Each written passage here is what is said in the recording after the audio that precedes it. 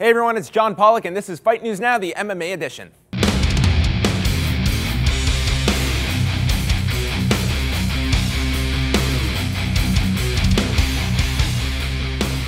Hello and welcome to Fight News Now. My name is John Pollock and it's another packed show as we head into Chicago this weekend for the UFC on Fox 10 event. We're going to hear from both Benson Henderson and Josh Thomson today, along with Daniel Cormier, Rashad Evans, Michael Bisping, Dana White, and many others stopping by. As always, John Ramdine and Robin Black are set for 3 rounds, and it's the Battle of Z on today's edition of The Shift. Words cannot describe what is in store for that one. But up first, we have this week's newsmakers.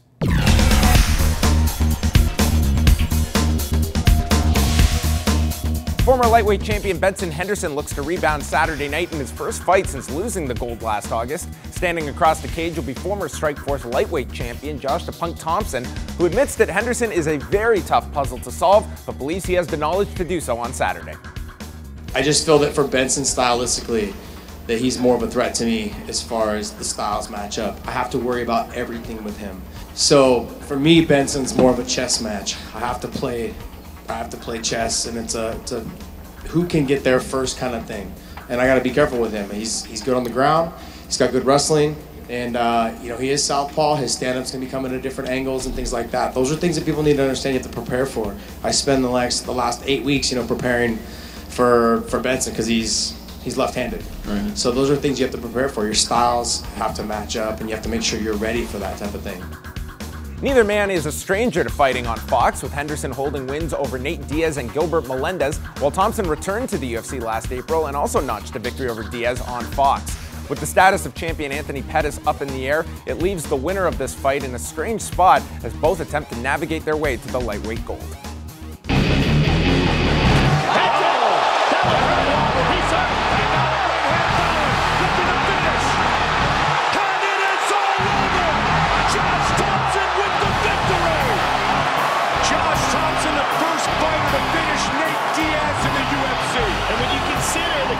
Of opponent that Nate Diaz has faced, including the champion Benson Henderson and welterweight contender Rory McDonald. I mean, that is an amazing accomplishment.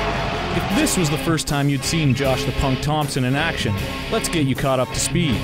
The 35-year-old debuted in the octagon way back at UFC 44, before the lightweight division even had a champion.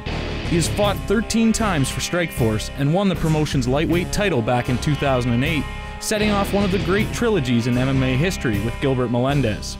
After knocking out Diaz, the AKA standout was given a title shot against Anthony Pettis, but the champion would go down with an injury, and in-stepped former title holder Benson Henderson. With Pettis, I felt like I had a really good game plan for the first 4 weeks, 5 weeks of my camp when I was preparing for him, and I felt there's a lot of room in his game that I can exploit to go ahead and win. So for me, Benson's more of a chess match. I have to play chess, and it's a who can get there first kind of thing. When considering how dangerous Smooth is, some would question the Punk's willingness to take the fight. The option of not taking a fight, it lasted about 2 seconds. When I said, well, how long is he out? He said 10 months, and I said, no, okay, we gotta fight. Both combatants are 1 fight out from facing Gilbert Melendez, so let's take a look at both of their work against the final Strikeforce champion.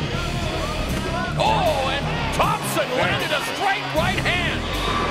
Nice. 3 minutes left in the fight. Quick exchange as they come together again. Thomson lands a right hook. This fight is really heating up. Nice inside elbow by Benson. And the takedown by Thomson. Beautiful. There it is. Woo. Perfect. Josh Thomson's got the rear naked choke on Melendez. Thomson can get past Henderson, he'll have a chance to realize his dream of becoming a UFC champion. But until then, he's just enjoying his life in the cage. Watch January 25th at the United Center. When I fight Benson, I'll be out there with a smile on my face. And now, as we like to do, we're going to send it over to our panel of pros, and we've lined up one man who has fought Henderson in the past, as well as one other lightweight, a bantamweight, and a former light heavyweight champion as they break down Henderson versus Thomson. Ben Henderson and Josh Thomson. Josh Thomson is an animal. I feel like Ben Henderson is going to pull that one. I feel like he's a little bit better athlete. I feel he's a little bit younger. Oh, it's a close fight. It's a really good fight. Both are really good fighters. Thomson's a great wrestler. He's from AKA They have a great guys over there, you know, Cain Velasquez and Cormier. Maybe slight edge to Benson, just a little more horsepower. Benson is tough coming off that loss. He's definitely refocused and recharged. Josh Thomson, you can't ever count that guy out, man. He's got a lot of experience. Josh is really technical and fast, so I see it being a really competitive fight. I think that the Punk gets him. I don't want to say how, but I feel like Ben Henderson will win that one. I could see either guy winning, and I wouldn't be surprised.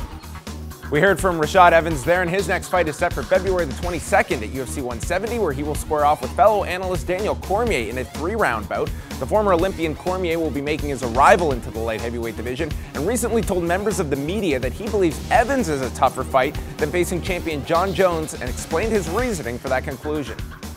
I've trained with Rashad before. You know, he's felt me before. He's got a different set of skills than Jones is, obviously. I think Rashad's actually a little more difficult to take down for me than it would be for a guy with longer limbs. I don't mind wrestling a guy with long limbs. I think it works to my advantage because I can get to their legs. Rashad doesn't kick as much. Kicking actually feeds your opponent the leg. John kicks more, so that's easier to grab takedowns. Rashad, he's a more dynamic type of fighter in terms of one-punch knockout power. He has more than Jones does. Explosiveness, he's a little faster in that sense. Whereas John's more of a, he's great, but he works at his pace.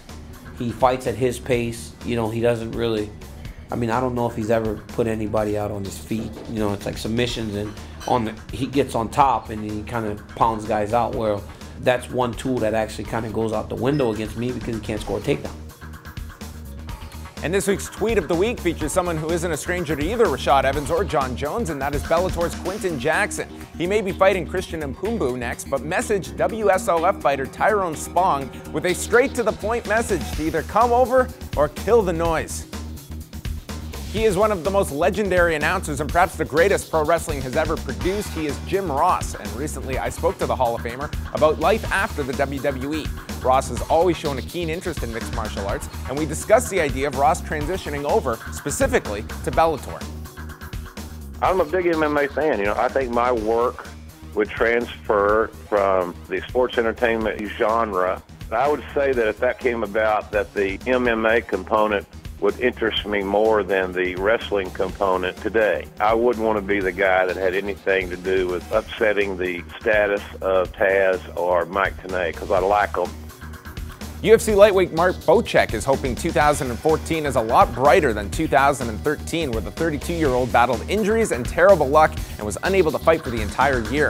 Bocek was last seen at UFC 154 in November of 2012, where he dropped a unanimous decision to Rafael dos Anjos, and recently spoke to John Ramdine about his hopes for this year and what went wrong. You have to pull back a bit. I mean, I was the king of not taking time off and relaxing, but you know, your body's smart. It'll tell you when to take it off. I think the best thing is to listen to it so you avoid more time being out. So I just had to, you know, wobble board, take it off, completely stop, which is hard for me because I'm passionate about what I do, but had to be done, and I'm feeling better now. But 2013 was a little rough for me, but I'm injury-free now. I'm training, I'm getting back into shape, and hopefully ready to go by April.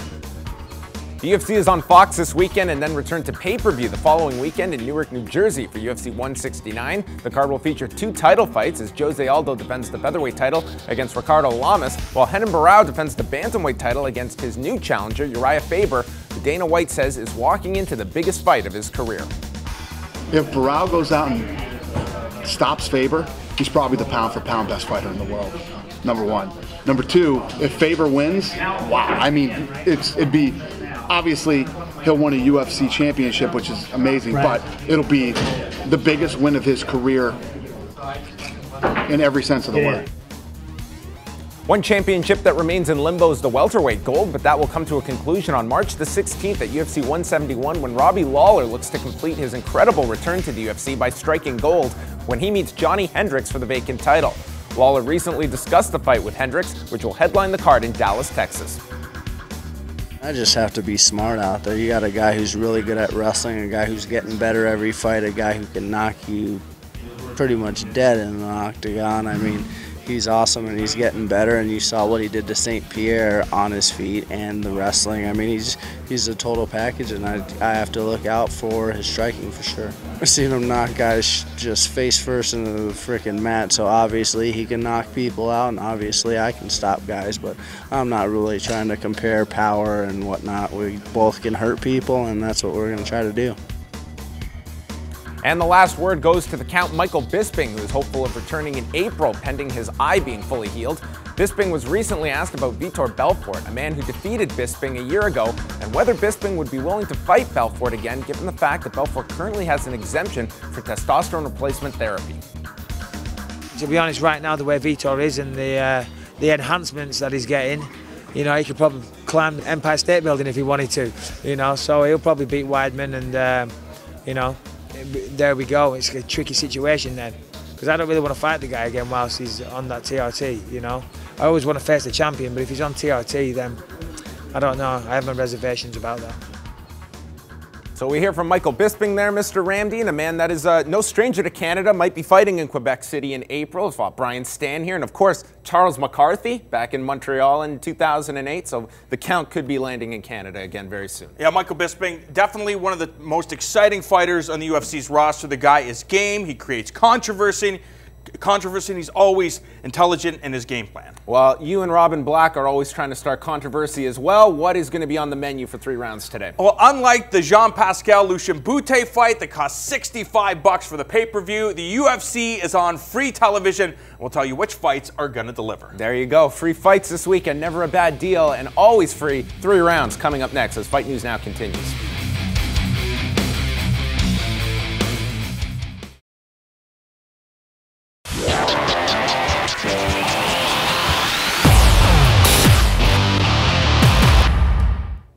We are back on Fight News Now. I'm John Pollock, and joining the program now for 3 rounds is John Ramdeen and Robin Black as we prepare for the UFC's annual January stop in Chicago, the Windy City. Beautiful there this time of year. Yeah, I'm sure it's not beautiful there. Chicago's a great city, but during this cold, I would not want to be. Oh, I mean, we're here, so it's freezing here, it's freezing there. Igor thong weather. Yeah, it's true. But we got to talk about what's going down at the United Center, and that is free fights. The UFC presenting UFC on Fox 10, and what a spectacular main event. Former champions, plural, in the sense of Ben Henderson and Josh Thomson. Of course, Josh Thomson was a champion in Strikeforce. Ben Henderson, a former WEC and UFC champion with an outstanding record of 19. Are we uniting all 3 titles here, sort of? Well, I mean, Anthony Pettis is kind of that king already, so to speak. I'm sure Gilbert Melendez would have something to say about that. But anyways, we got to talk about the fight. This is an exciting fight, I think. From a paper standpoint, we've seen what type of fighter Josh Thomson is. He's a guy that moves forward. He's well trained. We saw how he obliterated Nathan Diaz and his return to the octagon, where Ben Henderson is an absolute thoroughbred. This guy knows how to compete. He knows how to train. He knows how to implement his game plan. Is it going to be that exciting on Saturday night when they step inside of the cage? Yeah, it's an exciting fight, and it's an exciting lead-up. We don't have a fight this Wednesday. We've got used to being, you know, having fights come up every 3 days recently. So all of a sudden, we've got a week and a half to kind of take this one in and think about a million variables, which is what gets you really into it. You know, you look at Henderson. In between those 2 losses to Pettis, it was 145 minutes in a cage over 2 years. Nobody does that. That gets you to a comfort level that is out of control. And then you got Thomson. He had 8 minutes and 44 seconds in the UFC on this go-around, but it was an explosive, awesome 8 minutes and 44 seconds. But you weigh those 2 things, that's huge. You weigh their skills, and that's huge as well. You've got Henderson is the type of guy who can spend that type of time in a cage. He doesn't mind going to decision. He kind of corrals you and makes you fight in places that you maybe aren't going to be able to score points on him or hurt him really bad, whereas you get Thomson who wants to go in there and obliterate you. It's a really, really cool and really, really interesting matchup.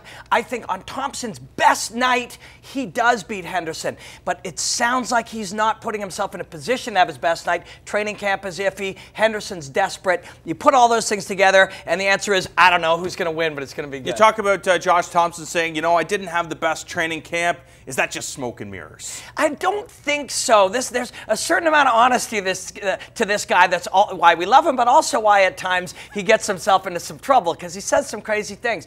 But I think he's being honest about it because when you look at it, he's also saying, hey, maybe I didn't have the best training camp. I've had great training camps other times, and it didn't help anyways. And then I've had terrible training camps and knocked guys out in one punch. It matters who is the best that night. And that's almost a guy reassuring himself that it's okay that you didn't have one. That's what I pick up from that. Whereas you got Henderson, desperately wants to get back on track. If anything, his problem was he was talking about breaking Anderson Silva's record, thinking about asking his girl to marry him, all of these distractions. You kind of forget to focus on being the best in the world. I think he's focused. Maybe Henderson isn't, but on paper, I give Henderson the edge, but it's got to happen in a cage, not on paper. Yeah, I have to agree with you. I think that for Ben Henderson, I think he's going to come forward. I think he's going to try to push the pace. He's going to try to tire Josh Thomson out because he's going to be the bigger, stronger, possibly faster guy. Is he as slick as Josh Thomson? I think it's probably... I don't think so. I don't think so as well, but you never know. Josh Thompson's one of these guys that, has got a lot of miles, been in this game for a long time. So for Ben Henderson, the best plan is to just try to wear this guy out however he can. Do you expect the game plan is just use this kicking game and then force the fight down to the ground and try to wear him out there? I think Henderson often looks like a 155-pound George St. Pierre with a better tan and longer hair. He puts the same sort of game plan of kind of owning positions and taking away your offense. Whereas for Thomson, all he needs is 1 second. We've seen how he's evolved into this explosive kickboxer. He's always exciting. Henderson's job is to make him a little less exciting. We got to talk about the heavyweights, Stipe Miocic and Gabriel Gonzaga. I like this matchup as well. For Miocic, 10-1, losing his only loss to Stefan Struve by TKO. Gabriel Gonzaga has a bunch of KO losses on his resume. They're some of the best guys in the world.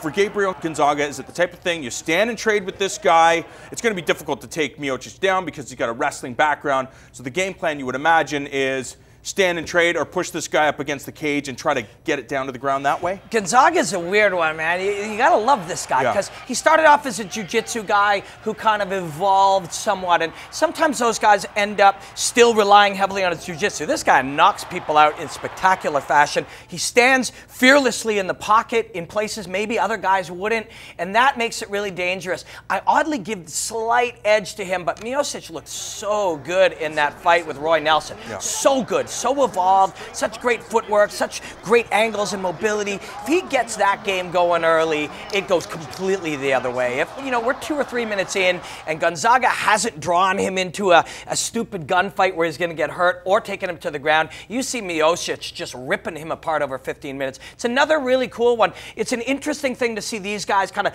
just outside that title picture. If either one really wrecks the other one, they'll be right inside that picture. A 135-pound tilt between Eddie Wineland and our Canadian friend Yves Jabouin is going to, I think, thrill audiences. Both of these guys have 10-plus knockouts on their resume. Is it as simple as they're going to stand and trade and try to get fight of the night, or is it Eddie Wineland's like, I've got to do whatever I have to redeem myself from that loss to Henan Barao? They're two of the most athletic guys in different ways. Jabouin is super fast twitch muscle, kind of running back, explode off the line type. Eddie Wineland is a powerhouse. He's like a 500-pound deadlifter, really powerful, both great striking.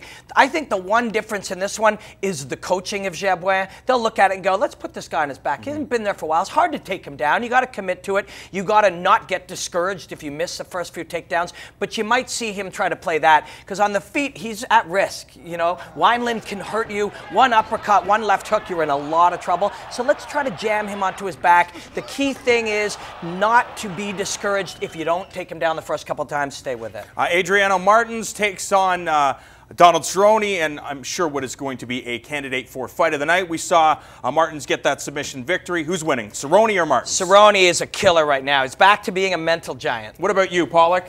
The Cowboy? Cerrone. Absolutely Cerrone. And then him and Cole Miller will continue to call each other out and never fight. Thanks very much, guys. Be sure to catch more with John and Robin on 5 Rounds. It airs each and every Monday night at 7 Eastern. The best analysis going today. We're back with more fight news now, including a Dragon Ball Z edition of The Shift and, of course, our weekly viral video.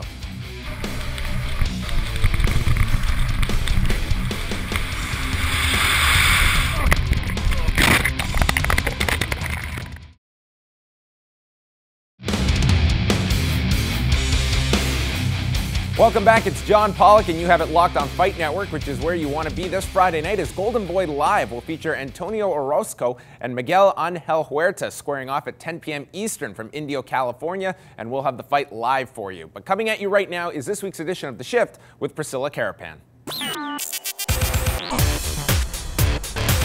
You remember Dragon Ball Z, right? Of course you do. Everyone from Ronda Rousey to UFC featherweight Marcus Brimage are down with DBZ. And with that, we're taking a look at Namco Bandai's latest release, Dragon Ball Z Battle of Z. Vegeta! Teen Gohan! Super Buu! Kid Buu! And of course Goku! What do you think, UFC featherweight Marcus Brimage? Oh my god, there's so many. Want to go on the most outrageous, in-your-face, and out-of-control missions? Of course you do! Battle of Z has you covered with over 60 eye-popping levels! What the hell is that? More of a team player? You'll be able to test your might in online multiplayer modes with players from all over the world! Choose between 4-player co-op or 8-player battle royal. All of this not enough for you? Didn't think so? Build your squad from over 70 characters and customize the hell out of them. Oh, shit. This dude is a beast. Dragon Ball Z, action-packed all the time.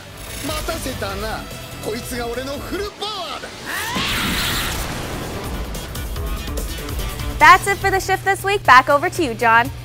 I don't know how to properly follow that, but that voiceover certainly sounded very familiar. We're almost out of time, but here you go. It's our weekly viral video. Enjoy.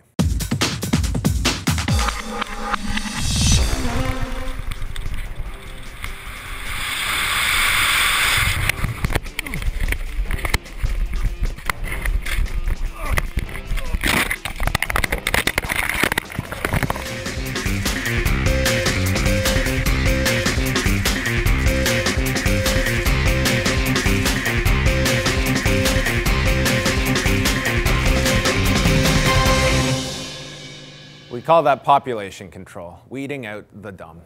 And that ends another edition of Fight News Now, a packed show. I want to thank Benson Henderson, Josh Thomson, Dana White, Rashad Evans, Daniel Cormier, so many more joining us. Don't miss Golden Boy Boxing this Friday night at 10 p.m. Eastern. The MMA Report with myself will be up Thursday at fightnetwork.com in the podcast section. You can search for it on iTunes. And on behalf of John Ramdeen, Robin Black, Priscilla Carapan, the Fight Network crew, I'm John Pollock, and enjoy all of the fights coming up this weekend.